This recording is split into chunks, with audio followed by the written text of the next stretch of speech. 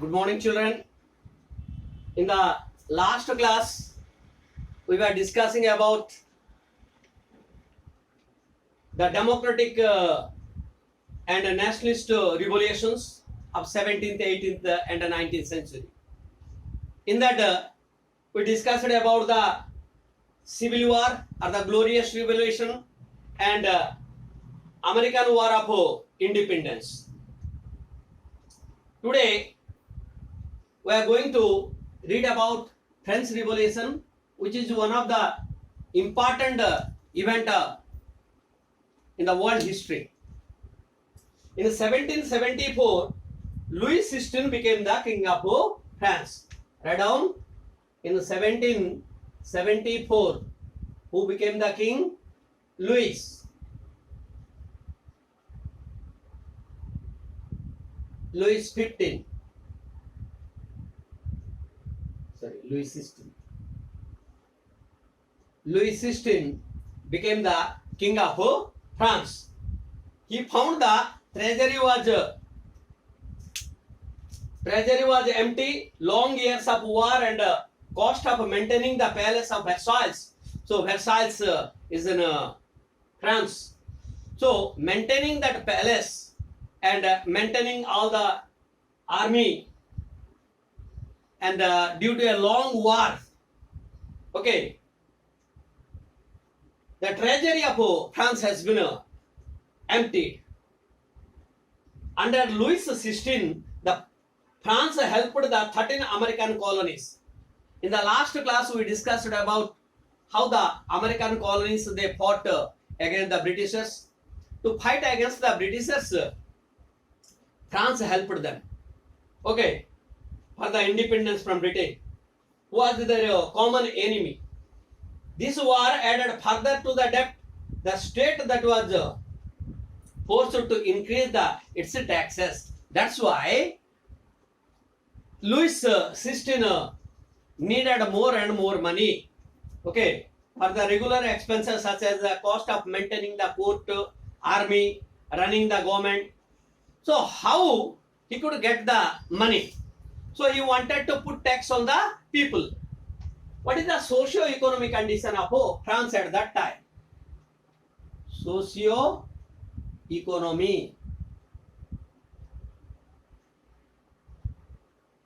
condition. Socio-economic condition. If you see the social economic condition of France at that time was very worst.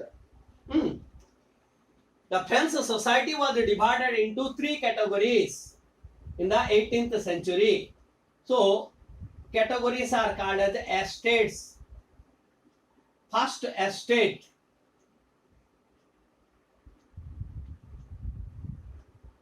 First estate, clergy people. Okay. Second estate, nobility. Third estate, businessmen, merchants, lawyers, peasants. Okay, all these things are so like this the society was divided into three estates. The first estate was the clergy people.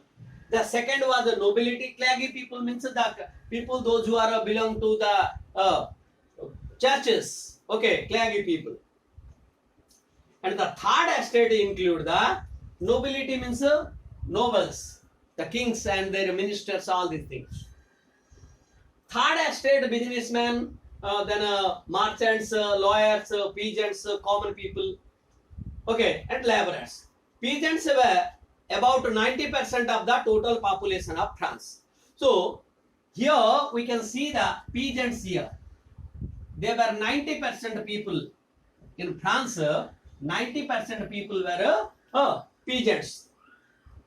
However, only a small number of them owned the land they cultivated. About 60% of the land was owned by the church and other rich people. So 90% of the people which are coming under the peasants, very less people have their own land, because the in land 60% of the land is owned by the rich people and the church people. The members of the first two estate, that is the clergy and the aristocracy, enjoyed the certain privileges. So these are two very important things you have to remember. So these are first estate and the second estate people, they they enjoy certain privileges. They did not have to pay the tax. No tax for them. For whom? First and second estate people. No tax. The nobles also enjoyed other feudal privileges. They included feudal dues that peasants had to pay. So these peasants, they have to pay the tax to the king, nobles. Okay. They have to pay to the state and they have paid to the king also. Like that. These include feudal dues that peasants had to pay them. Peasants were also forced to give other service to the lord, to work in their house and field, and to serve in the army or participate in the building the road. So peasants were crushed in such a way that they have to pay the tax to the the state. They have to pay the tax to the nobility. They have to work under them. They have to work to build the roads. All these things. The church also extracted tax. So first estate, clergy people means a church, they are related to church. So church also collecting the tax from the common people. Tax is called, that is a tax levied by the church comprising 1/10 of the agricultural product. That tax, the tax which is paid to the church, that is called as the tithes. TITHES. It is 1/10 of their production.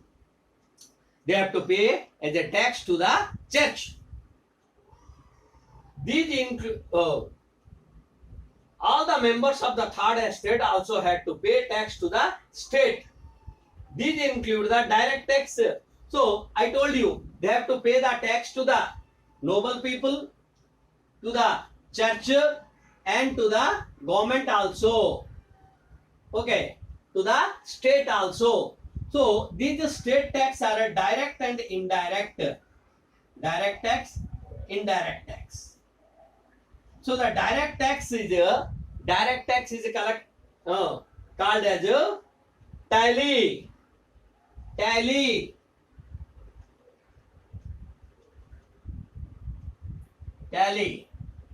Tally means to be paid directly to the state. Okay. And a number of indirect tax which were levied on articles of every consumption, like salt, tobacco. As you are paying we are also paying the tax to the government on our different purchase of the product. So like that, indirect taxes were there, and daily the direct tax paid to the government, and they were paying to the churches, which is called that is. Okay, like that, different taxes were levied on the people. Burdened the peasant section or the third estate. The third estate only had to pay the tax to the finance and activities of the state. So as I told you, this first estate and the second estate, there is no need to pay the tax for them. They should not pay the tax but enjoy a lot of things. Okay, in the France society.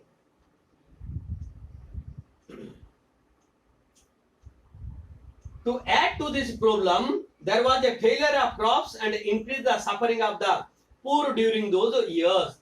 So what happened at that time? They faced a lot of difficulties, and in the meanwhile, production is failed, and the condition became more worse to the peasant sections of the people. Growing middle class. So as you came to know that society was divided into three estates. Okay, So after that, a middle class people became important, growing. They grow, growing of middle class, growing up middle class. How?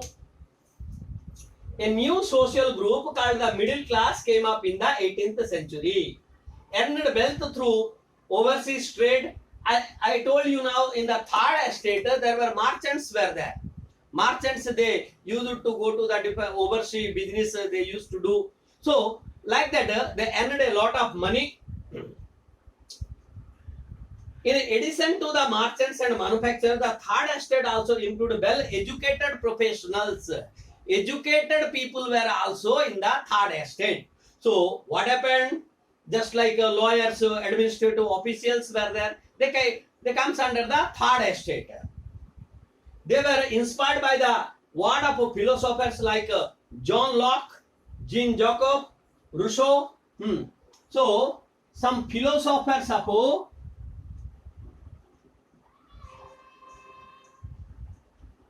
who were the philosophers who inspired the people for French Revolution? Please note it down. John Locke,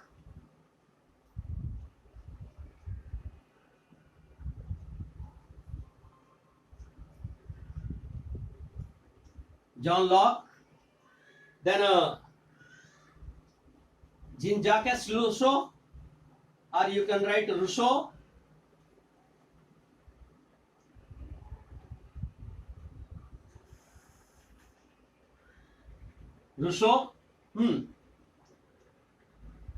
Who wanted to create a society based on freedom and equal law and opportunities. So these type of people, these type of philosophers, they wanted to make a society where the law is equal for everyone.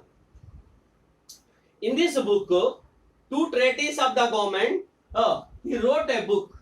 John Locke wrote a book. That name is Two Treatises of the Government. Two Treatises. Two Treatises of the Government. In that book, he wrote against the belief that the monarchs had absolute right. So in England, that day I told you, godly right. They thought that they have been given that right by the God. So he wrote against this in this book. Rousseau carried the same idea forward. So John Locke, whatever he wrote, same idea was carried out by Rousseau. Carried out the same idea. He proposed that the government should be based on a social contract between the people and their representative. In the book, The Spirit of the Law, Montesquieu, another one. John Locke, Rousseau, Montesquieu. Montenquieu.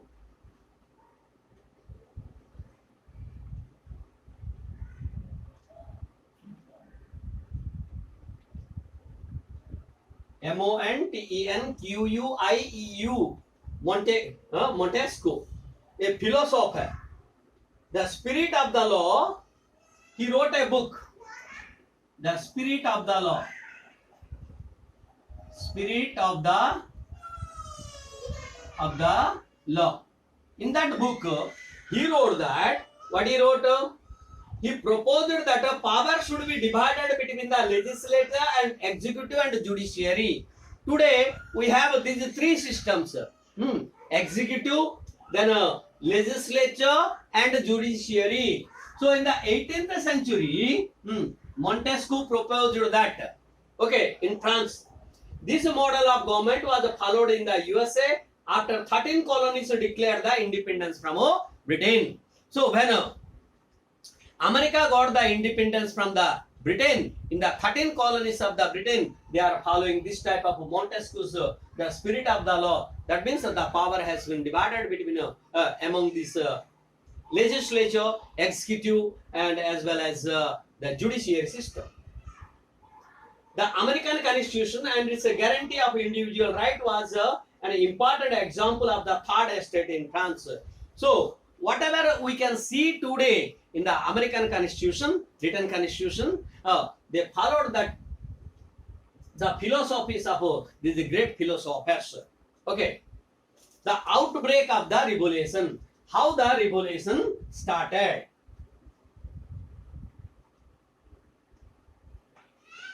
Outbreak of revolution.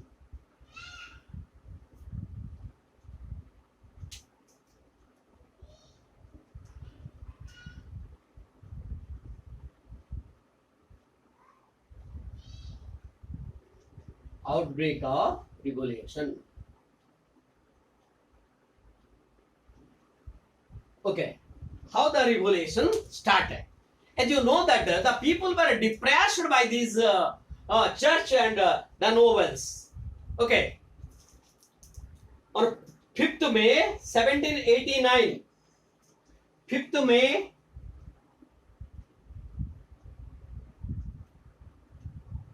1789 is an historical day in the history of France.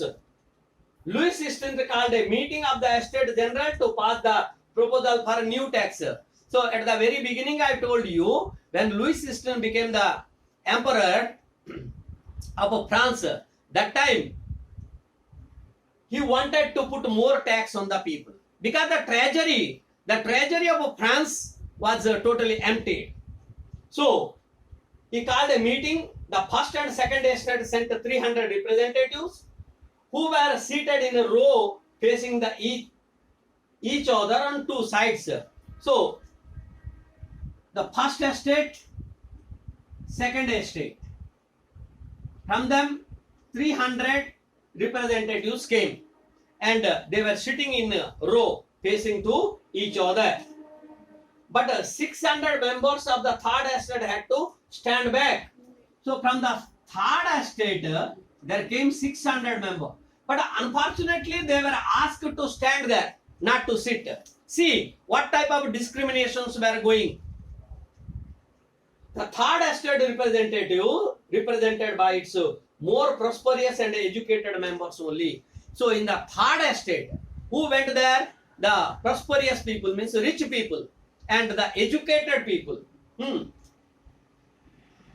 Peasants, artisans, and women were not allowed to enter the assembly. So in that assembly, common people, that means the peasants, women, they were not allowed there.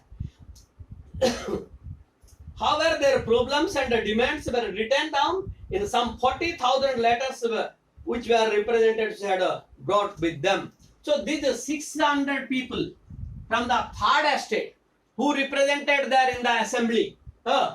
So they brought 40,000 letters of the common people with them. Earlier, each estate had one vote. In the voting, Louis XVI also wanted to continue the same practice. So each person has only one vote.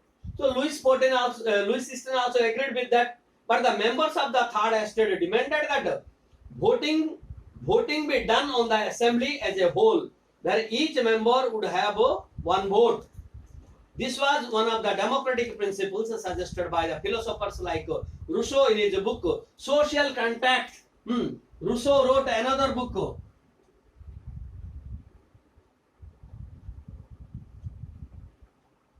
The great book, The Social Contract. The Social Contract. This is a great book written by Rousseau.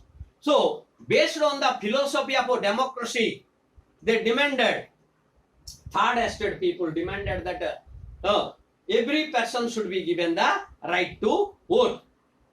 When the king rejected this proposal, members of the third estate left the assembly in protest.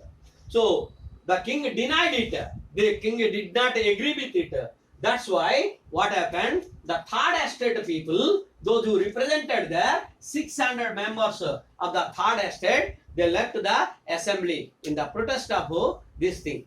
So then after, how how what happened, we will discuss in the next period. Okay, until then you read the textbook images once again. See, dear children, oh, this is my old book. This is the lesson number 13. But in your new book, it is the lesson number 12 only. Okay, in the workbook also you can find a lesson number 12 only, not 13. Okay, so don't be confused about the lesson number. So whatever the contents are there, you try to understand. I will send you the textbook images also. Okay, you go through that and you read it properly. Unless you read this topic properly, you cannot understand it.